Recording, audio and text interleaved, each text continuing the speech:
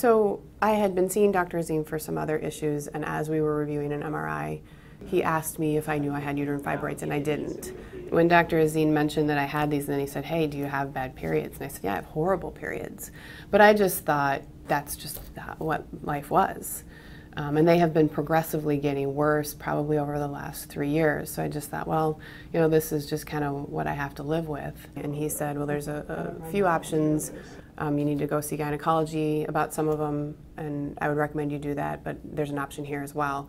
So I had that appointment with gynecology and then went back and met with Dr. Azim and Andrew both to learn more about the UFI. And what the risks were and what the benefits were over the other procedures.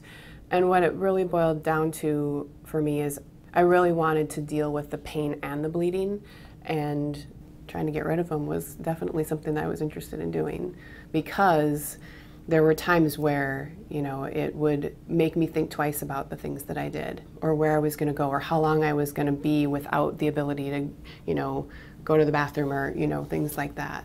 So I didn't want to do a hysterectomy. The recovery time was too much, and I also didn't, it seemed very extreme for this, and I know that women do that, but for me that just wasn't something that I wanted to do. There was a recovery time of, you know, up to 5 weeks.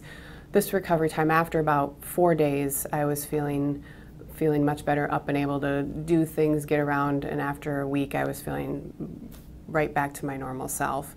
They let me know that there was going to be probably some pretty bad cramping and some nausea, and there definitely was that. Right? It was, you know, 2 to 3 days, anti-nausea medication, pain medication, and but after those 2 to 3 days, felt pretty good. My experience with Gunderson's been awesome. Dr. Azim is very helpful. I'm someone who asks lots of questions, and so I think that all of the doctors and the PAs and the nurses that I've dealt with here have been outstanding, but it's my job to advocate for myself as a patient and to understand what I'm getting myself into with these procedures.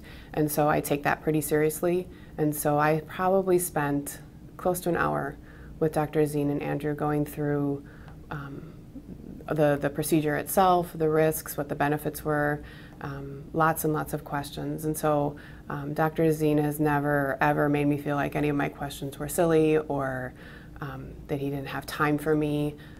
In fact, I'm always very pleased with how accessible the staff has been, not only in the interventional radiology department, but in other departments as well here at Gunderson.